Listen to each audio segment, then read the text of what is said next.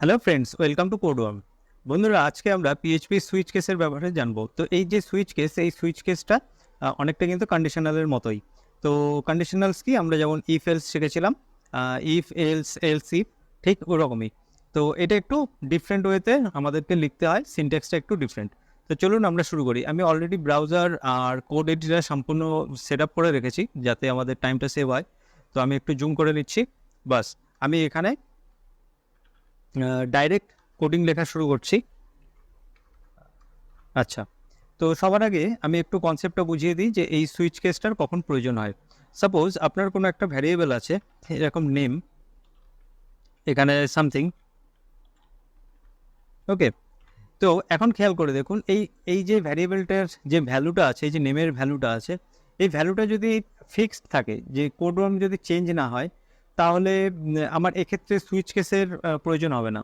কিন্তু এখানে যে ভ্যারিয়েবলের যে ভ্যালুটা আছে, এই ভ্যারিয়েবলের যে ভ্যালুটা, এই ভ্যালুটার যদি আরও অপশান থাকে, ঠিক আছে, যেমন আমি লিখলাম যে কোডওয়ার্ম, কখন আমি লিখতে চাইছি আমার নিজের নাম। ওকে, তো এইরকম ক্ষেত্রে আমার সুইচ কেসের প্রয়োজন হবে। তো বিষয়টা ঠিক বোঝা গেল না।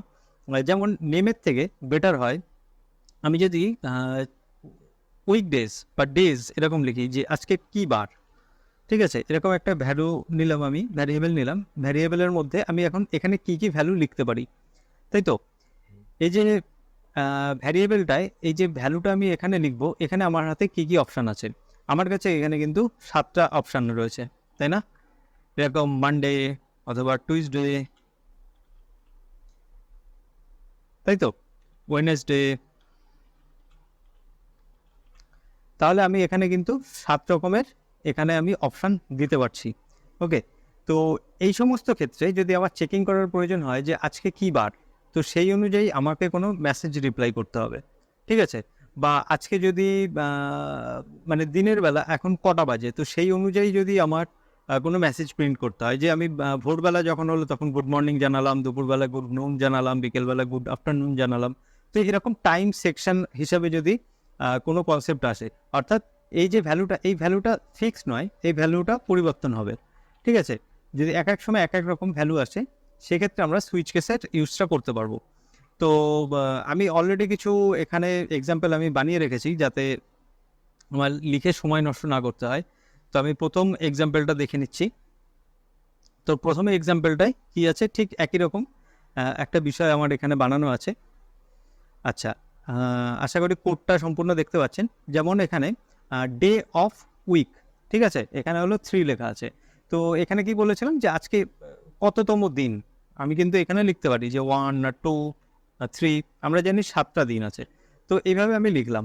লেখার পরে এবার আমাকে চেক করতে হবে এই যে এই ভ্যারিয়েবলটা আছে, এই ভ্যারিয়েবলের মধ্যে আমার কোন ভ্যালুটা আছে, আচ্ছা, অর্থাৎ আজকে কততম দিন আছে, তো সেটাকে চেক করতে হবে। তো এখানে হলো 4th ডে, আজকে 4 নম্বর দিন। এবার কি হচ্ছে খেয়াল করুন, প্রথমে সুইচ যে কিওয়ার্ডটা সেটা লিখতে হবে, তারপরে ঠিক একই রকমভাবে এখানে কিন্তু সেই ব্র্যাকেটটা দিতে হবে। যেমন আমরা ইফ এলস এই সমস্ত জিনিসে বা ফর লুপের ক্ষেত্রে এই সমস্ত জায়গায় করে এসেছি, একই রকমভাবে আমাকে কিন্তু সেই ব্র্যাকেটের মধ্যে এই ভ্যারিয়েবলটাকে এখানে প্লেস করতে হবে, ঠিক আছে? আমি এখানে ভ্যারিয়েবলটা প্লেস করে দিলাম। এবার আমাকে second bracket opening, second bracket closing করতে হবে। একদম সিম্পল জিনিস, আমরা কিন্তু এটা পূর্ববর্তী ভিডিওতে বহুবার করে এসেছি এরকম কাজ। আচ্ছা, নেক্সট কি আছে? নেক্সট দেখুন, এখানে প্রচুর কোড আছে। তো সেটা দেখে কনফিউজ হওয়ার কোনো কারণ নেই, কারণ এখানে সব কোড রিপিটেটিভ কোড আছে, অর্থাৎ একই জিনিস বারবার লেখা আছে এখানে। ওকে, তো একটা সেট যদি আমি বুঝে যাই, তো বাকিগুলোও বুঝে যাব। তো সুইচের পরে কি হয়, কেস লিখতে হয়, ঠিক আছে? এই কেসটা কীভাবে, কেস 1, তারপর একটা কিন্তু ক্লোন সিম্বল দিতে হবে। ওকে, সেমিকোলন নয় কিন্তু, এটা কিন্তু কোলন। তো এটা কেস 1-এর ক্ষেত্রে কি হবে, অর্থাৎ ডে অফ উইক, এটা যদি 1 হয়, অর্থাৎ প্রথম দিন যদি হয়, এইটার মধ্যে, এই ভ্যারিয়েবলের মধ্যে যদি 1 থাকে, তাহলে কেস 1-এর ক্ষেত্রে কি হবে, আমি ইকো করাতে চাইছি ইটস মানডে।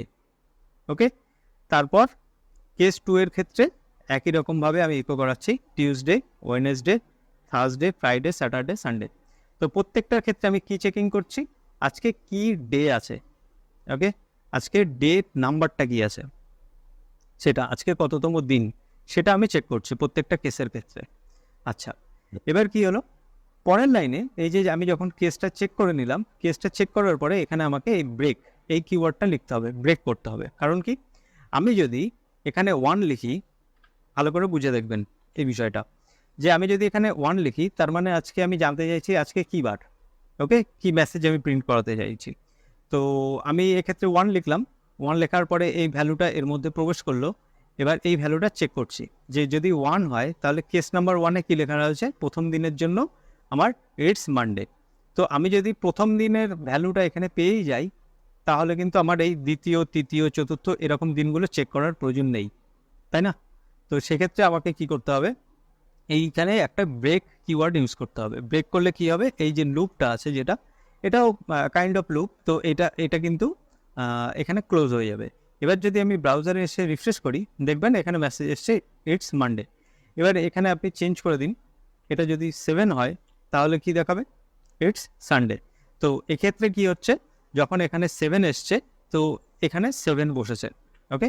7 বসার পরে এই ব্লকের মধ্যে ঢুকেছে, ঢোকার পরে দেখছে এটা কেস 1, কিন্তু এখানে তো আমার কেস 7 ছিল, তাহলে 1 এটা এখান থেকে আউট হয়ে গেছে, 2 আউট, 3, 4, 5, 6 এভাবে ব্রেক করে করে বেরিয়ে এসছে।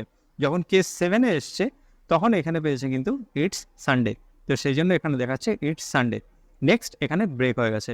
এখানে যদি ব্রেক না থাকতো তাহলে ডিফল্টে, আচ্ছা এখানে যদি এই 1 থেকে 7-এর মধ্যে এছাড়া যদি অন্য কোনো ভ্যালু আমি এখানে প্লেস করতাম, আচ্ছা এখানে আমাকে চেঞ্জ করে নিতে হবে, 1 থেকে 7 ছাড়া যদি আমি অন্য কোনো ভ্যালু এখানে প্লেস করতাম তাহলে কি আসবে, invalid day of the week, অর্থাৎ এই যে ডিফল্ট যেটা আছে সেই ডিফল্টটা চলবে। এটা কিন্তু অপশনাল, আপনি যদি এটাকে ইউজ না করতে চান এটাকে নাও করতে পারেন, ওকে, সেক্ষেত্রে কিন্তু ব্ল্যাঙ্ক আসবে। তো যাতে এখানে ব্ল্যাঙ্ক না আসে তো সেই জন্য আমরা ডিফল্টে একটা ভ্যালু সেট করে রেখেছি। আর এই যে 0 যেটা আছে এই ভ্যালুটা কিন্তু আমার ডেটাবেস থেকে আসতে পারে বা ইউজার টাইপ করে দেখতে পারে যে আজকে কী বার, ঠিক আছে। তো সেই জিনিসটা চেক করছে একটা ফর্ম ফিল আপের মাধ্যমে। তো এই যে নাম্বারটা আসবে এই নাম্বারটা কিন্তু ইউজারের তরফ থেকে আসবে, আমরা এইভাবে কোনো কিছু লিখছি না, এটা হলো সিচুয়েশনের উপরে ডিপেন্ড করছে। আচ্ছা, তো আমি এখন যদি এখানে রিফ্রেশ করি, ইনভ্যালিড উইক ডে এখানে দেখাবে। এবার যদি আমি এখানে কোনো একটা ভ্যালিড নাম্বার দিই অর্থাৎ 1 থেকে 7-এর মধ্যে, তাহলে কিন্তু আমার এখানে দেখাবে সেই ডেটা পার্টিকুলার, ওকে। আচ্ছা, এই বিষয়টা যদি আপনার একটু বুঝতে অসুবিধা হয়ে থাকে তাহলে আমি পরের আরেকটা এক্সাম্পলে চলে যাচ্ছি। তো এই এক্সাম্পলটাকে আমি এখান থেকে সরিয়ে দিচ্ছি, সরিয়ে দেওয়ার পরে আমি এক্সাম্পল 2-তে চলে যাচ্ছি।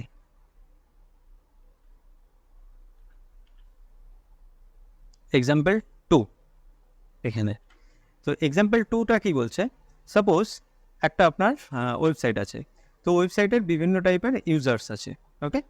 তো ইউজার্স কে কে হতে পারে, ইউজার্স হতে পারে যে অ্যাডমিন হতে পারে, তারপর ইউজার্স কাস্টমার হতে পারে, অথবা ইউজার গেস্ট হতে পারে, ওকে। তো আমরা যে ওয়েবসাইটটা বানিয়েছি সেই ওয়েবসাইটে আমি 3জন এরকম রোল রেখেছি ইউজারের। তো একজন অ্যাডমিন হবে, মানে অ্যাডমিনিস্ট্রেটর যে পুরো ওয়েবসাইটটা কন্ট্রোল করবে, ওকে। একজন কাস্টমার হবে, অর্থাৎ যে ওয়েবসাইটটা আমার যে কাস্টমার এসে ভিজিট করছে, সে প্রোডাক্ট কেনাকাটা করছে, আমাকে আমার ওয়েবসাইটে রেজিস্ট্রেশন করে রেখেছে, তো সে হলো কাস্টমার। আর গেস্ট হিসাবে কে, যে আমার এখনও কাস্টমার হয়নি, ওকে, যে এখনও আমার ওয়েবসাইটে এসে লগ ইন করেনি অথবা আমার এখানে রেজিস্ট্রেশন করেনি। আপনি জাস্ট এক্সাম্পল ভাবুন যে আপনি একটা ই কমার্স ওয়েবসাইট বানিয়েছেন, তো আমি ফ্লিপকার্ট ধরে চলছি, ফ্লিপকার্ট টাইপের একটা ওয়েবসাইট আছে, তো ওটা আপনি বানিয়েছেন, ঠিক আছে। এখন আপনি মেনটেন করেন আপনার সমস্ত প্রোডাক্ট, আপনার ওয়্যার হাউসে যে সমস্ত প্রোডাক্ট আছে, কটা প্রোডাক্ট বিক্রি হয়ে গেল, তো সমস্ত কিছু প্রাইস, ফটো আপলোড করা, কোনো প্রোডাক্ট ডাউনলোড ডিলিট করে দেওয়া, এই সমস্ত কাজগুলো আপনি করেন। তো আপনি কি হলেন, অ্যাডমিন, অর্থাৎ অ্যাডমিনিস্ট্রেটর, সমস্ত দেখা আর দায়িত্ব আপনার, ওকে। তো আপনার একটা কিছু স্পেশাল ওখানে ক্ষমতা থাকবে যে এই সমস্ত কাজ করার। কিন্তু অ্যাজ এ কাস্টমার আমি আপনার ওয়েবসাইটে যদি কোনো কিছু কিনতে যাই তাহলে কি আমার সেই সমস্ত ক্ষমতা থাকবে? আমি কি আপনার ওয়েবসাইট থেকে কোনো প্রোডাক্ট ডিলিট করে ফেলতে পারবো? কোনো প্রোডাক্টের প্রাইস চেঞ্জ করে ফেলতে পারবো? নিশ্চয়ই নয়। আমার কি ক্ষমতা থাকবে? আমি শুধু ওখান থেকে প্রোডাক্ট পারচেস করতে পারবো, ঠিক আছে। প্রোডাক্ট পারচেস করার পরে যদি আমার সেই প্রোডাক্টটা পছন্দ না হয় আমি রিটার্ন করতে পারবো। অথবা আমি কোনো প্রোডাক্ট পারচেস করার পর সেটাকে ক্যান্সেল করতে পারবো। তো আমার কিন্তু লিমিটেশন আছে একটা, আমি কিন্তু অ্যাডমিনের মতন সমস্ত কিছু করতে পারবো না। আমার পার্টিকুলার কিছু ওখানে সুবিধা আছে, আর ম্যাক্সিমাম যে সুবিধাটা সেটা কিন্তু অ্যাডমিনের কাছেই থাকে। তো অ্যাজ এ কাস্টমার আমি সেখানে রেজিস্ট্রেশন করতে পারি, যে আমি কিন্তু গিয়েই প্রোডাক্ট কিনে ফেলতে পারবো না। আমার প্রোডাক্ট যেই কিনতে যাব তখন বলবে যে আগে রেজিস্ট্রেশন করুন আমার ওয়েবসাইটে, আপনার ইমেল অ্যাড্রেস দিন বা ফোন নাম্বার দিন, তো সমস্ত কিছু আপনার নাম দিন, সমস্ত কিছু ইনফরমেশান দিয়ে আগে আপনি রেজিস্ট্রেশন করুন। এই রেজিস্ট্রেশনটা যখন কমপ্লিট হয়ে যাবে তখন কিন্তু আমি একজন কাস্টমার হয়ে যাব। ওকে, তো এই কাস্টমারের যে রোলটা আছে সেই রোলটা কিন্তু অ্যাডমিনের থেকে কমপ্লিটলি আলাদা। আচ্ছা, এবার আরেকজন আছে, সে কী করলো যে সে জাস্ট ভিজিট করলো আপনার ওয়েবসাইটে। আরেকজন কাস্টমার, সে কাস্টমার এখন হয়নি, সে জাস্ট আপনার প্রোডাক্টগুলো এসে দেখছে। যেমন আমরা উইন্ডো ব্রাউজিং করে থাকি, যে দোকানে গিয়ে সবাই কিন্তু পার্মানেন্ট কাস্টমার হয়ে যায় না, ঠিক আছে? একবার দুবার কেনাকাটা করার পরে সেই দোকানের সঙ্গে আস্তে আস্তে পরিচিত হতে থাকে, তখন কিন্তু সে একজন রেগুলার কাস্টমার হয়ে যায়। আর কিছু কিছু লোক কাস্টমার থাকার আগে কিন্তু গেস্ট থাকে, অর্থাৎ ফার্স্ট টাইম গেছে, জাস্ট এমনি ক্যাজুয়ালি দেখছে। তো সেই গেস্ট হিসাবে যখন গেছে সেই ওয়েবসাইটে, তখন কিন্তু তার কোনো প্রকারের কোনো পারমিশন থাকবে না, সে শুধু জাস্ট প্রোডাক্টগুলো ভিউ করতে পারবে। তো তাদেরকে আমরা অন্যভাবে ওয়েলকাম জানাবো। তার কিন্তু ফিচার্স বা তার যে অধিকার বা ক্ষমতা সেই ওয়েবসাইটের সমস্ত কিছুই কিন্তু জিরো থাকবে, সে শুধু দেখতে পাবে। আচ্ছা, এই সমস্ত গেস্ট, ইউজার, কাস্টমার, ইউজার আর অ্যাডমিন, যে এই তিনজনের রোল কিন্তু আলাদা আলাদা। তো সেই ভিত্তিক আমরা চেক করে দেখছি যে কেউ একজন এখানে আমার ওয়েবসাইটে এন্ট্রি নিতে চাইছে। তো সে যদি অ্যাডমিন হয় তাহলে তাকে একরকম মেসেজ দেখাবে, সে যদি কাস্টমার হয় তাহলে তাকে আরেক রকম মেসেজ দেখাবে, আর সে যদি গেস্ট হয় তাহলে তাকে আরেক রকম মেসেজ দেখাবে। আর এই তিনজনের মধ্যে যদি কেউ না হয়ে থাকে, যদি অন্য কোনো রকম ডেটা আসে ফর্ম ফিল আপের মাধ্যমে বা ডেটাবেসের মাধ্যমে, তাকে অন্য এক রকমের মেসেজ দেখানো হবে। তো এক্ষেত্রে আমি কি করেছি, এখানে অ্যাডমিন সিলেক্ট করেছি। অর্থাৎ এই যে ডেটাটা, এটা কিন্তু ডাইনামিক হবে, ভবিষ্যতের ডেটাবেস থেকে আসবে এটা। তারপরে সেটাকে আমরা কিভাবে চেক করছি, দেখুন, welcome admin, you have access to the admin panel. তাহলে অ্যাডমিনের ক্ষমতা অন্যরকম, সে অ্যাডমিন প্যানেলে যেতে পারবে। এবার যদি কেউ কাস্টমার হয়ে গিয়ে থাকে তাহলে তার ক্ষমতা কিন্তু অন্য প্রকারের। তো সে welcome customer, you can view and purchase product, ঠিক আছে? আচ্ছা, কেউ যদি গেস্ট হয়ে থাকে তাহলে সে কি হবে, guest, you can browse the website but some features may be limited. তো ক্লিয়ার হয়েছে এই বিষয়টা। এবার শেষ যে ডিফল্ট অপশানটা, আচ্ছা, কেউ গেস্ট না, ওকে, কেউ সাপোজ মনে করুন কেউ একজন হ্যাকার আছে, সে হ্যাক করার চেষ্টা করছে অ্যাকাউন্টটা। তো অ্যাজ এ হ্যাকার এসছে, তো তাকে কি মেসেজ দেখাবে, unknown user role, please log in or register. Okay, তো এইভাবে কিন্তু আমাদের সুইচ কেস কাজ করে। আচ্ছা, এবার এই যে ব্রেক যে বিষয়গুলো, সেটা যদি না থাকতো তাহলে কি হতো সেটাও একবার আমরা দেখে নিই। তো দেখুন, এখানে আমি যদি অ্যাডমিন লিখি এখন, তাহলে কি হবে, দেখুন সমস্ত মেসেজ কিন্তু এখানে একেবারে চলে এসছে। সমস্ত মেসেজ বলতে এই যে চারটে ইকো রয়েছে না, এই চারটে ইকোই কিন্তু এখানে এসছে। অর্থাৎ অ্যাডমিনের জন্য মেসেজ দেখাচ্ছে, আর বাকিদের মেসেজও কিন্তু এখানে শো হয়ে যাচ্ছে। কারণ কি হয়েছে, অ্যাডমিন যখন এই ভ্যারিয়েবলের মধ্যে স্টোর হয়েছে, তার মানে এখানে অ্যাডমিন আমি লিখেছি, লেখার পরে এখানে এসে যখন কেস চেক হচ্ছে অ্যাডমিন, তখন এটা একো করিয়েছে, ভেরি গুড। তারপরে যখন এখানে এসছে যে কাস্টমার, তো সেখানে এটা ব্রেক হয়নি। ওকে, এই লুপটা এখানে ব্রেক হয়নি, এটা একো ছিল, এটাকেও এখানে এন্ট্রি করিয়ে দিয়েছে। তারপরে গেস্ট ছিল, এটাকেও এখানে এন্ট্রি করিয়েছে, আর ডিফল্ট হিসাবে যেটা, সেটাও কিন্তু এখানে এন্ট্রি হয়ে গেছে। ওকে, তো এই ঘটনাটাকে আটকাতে হবে আমাকে। আটকানোর জন্য আমাকে কিন্তু প্রত্যেকবার এখানে ব্রেক করতে হবে। আমি যদি এইভাবে ব্রেক করে করে যাই, তাহলে আমার সমস্ত একো, মানে সমস্ত যে কেস আছে সেই কেসের যে কোডগুলো, সেই কোডগুলো কিন্তু আসবে না। পার্টিকুলার যখন অ্যাডমিন পেয়েছে, অ্যাডমিন, ব্যাস, এখানে কিন্তু ব্রেক হয়ে গেছে। তো এইগুলো কিন্তু আর রান হয়নি। ওকে, তো এইভাবে কিন্তু সুইচ কেস কাজ করে। এটা কিন্তু আমরা ইফ এলস ইফ এইটার মাধ্যমে বানাতে পারি। তো ম্যাক্সিমাম সময় ইফ এলসের মাধ্যমে ইউজ করা হয়, সুইচ কেস একটু লিমিটেড ইউজ করা হয়, অনেকেই ইউজ করে না। তো এইভাবে কিন্তু আমরা কাজ করতে পারি। আচ্ছা, লাস্ট আর একটা এক্সাম্পল দেখব, একটু কমপ্লেক্স এই এক্সাম্পলটা, কিন্তু একটু টেকনিক্যাল, কমপ্লেক্স মিনস একটু টেকনিক্যাল, তো একটু বোঝার চেষ্টা করবেন, তাহলে নিশ্চয়ই বুঝতে পারবেন।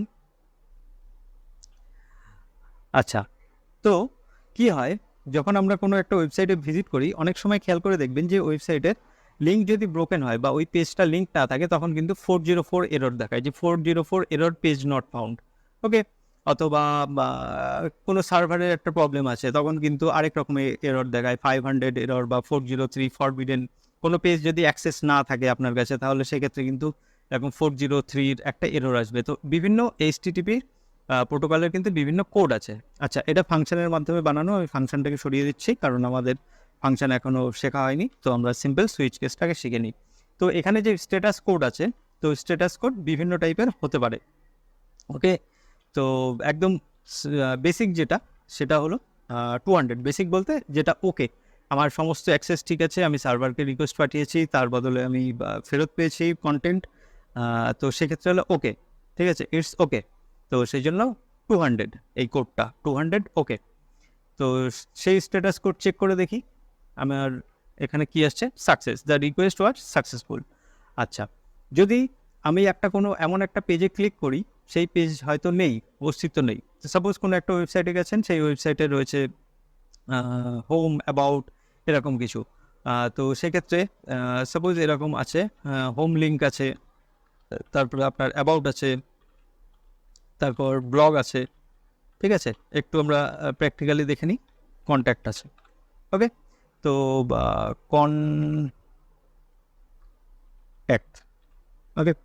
এখন আপনি যখন হোম পেজের থেকে, অর্থাৎ ওয়েবসাইটটা আছে কি www.xyz.com/ আপনি টাইপ করলেন ব্লগ, ঠিক আছে, blog.php এরকম, এবারে এন্টার প্রেস করলেন। তো ব্লগ পেজটা যদি থাকে সেই ওয়েবসাইটে, তাহলে কিন্তু আপনি 200 ওকে পাবেন, অর্থাৎ রিকোয়েস্ট যদি অ্যাকসেপ্ট হয়, রেসপন্স হিসাবে 200 পাবেন। সাপোজ এবার আপনি কি করেছেন, এখানে স্পেলিং মিস্টেক করেছেন সামহাউ, যে আপনি নিজে টাইপ করেছেন, কোনো লিঙ্কে ক্লিক করেননি, তো বা পেজটা যে ডেভেলপ করেছে সে এখানে কোনো এরর করে রেখেছে। এবার যখনই আপনি এরকম কোনো একটা লিঙ্কে পৌঁছে যাবেন, আপনার কিন্তু এরকম একটা মেসেজ আসবে 404। তো আপনি হিট করেছেন কোথায়, একটা ব্রোকেন লিঙ্ক বা একটা লিঙ্ক যেটার অস্তিত্ব নেই, সেখানে কিন্তু এরকম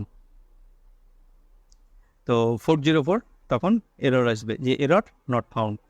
আচ্ছা, এখানে 400 নয়, 404, ওকে, 404 not found, the request source was not found. তো এরকমভাবেই 500 আছে, 403 আছে, এরকম লম্বা লিস্ট আছে। আপনি যদি একটু গুগল করেন, তাহলে কিন্তু স্ট্যাটাস কোডগুলো পেয়ে যাবেন। টিটিপি স্ট্যাটাস কোড, তো এখানে সমস্ত কিন্তু কোডস দেওয়া আছে, ওকে, লিস্ট ওয়াইজ দেখবেন 100 থেকে 199 বা 200 থেকে 299 এরকম পরপর আর লিস্ট আছে, আর কোনটার কি মানে এখানে আপনি কিন্তু ইন ডিটেলস জানতে পারবেন। ওকে, এভাবে পড়তে পারবেন। তো আমি এই যে লিঙ্কটা আছে, স্ট্যাটাস কোডের লিঙ্কটা আমি ডেসক্রিপশানে দিয়ে দেবো, তাহলে আপনার খুঁজতে সুবিধা হবে। আর এই বিষয়ে কিন্তু অবশ্যই জানতে হবে, আপনি যেহেতু ব্যাকএন্ড ডেভেলপার হতে চাইছেন, তাহলে আপনার কিন্তু এই কোড বিষয়ে অবশ্যই জানতে হবে। আচ্ছা, তো আমাদের সুইচ কেস এতটুকুই ছিল। তো এই সুইচ কেসের ব্যাপারে যদি কোনো প্রকারের কোনো কনফিউশন থেকে আমাদের কমেন্ট সেকশানে জানাবেন। আর চ্যানেলটা যদি লাইক না করে থাকেন, আর শেয়ার না করে থাকেন, আর সাবস্ক্রাইব না করে থাকেন, তাহলে অবশ্যই এই 3টে কাজ করবেন। আমাদের পরবর্তী ভিডিওতে আবার দেখা হবে। এই ভিডিওটা ধৈর্য সহকারে দেখার জন্য আপনাকে অসংখ্য ধন্যবাদ।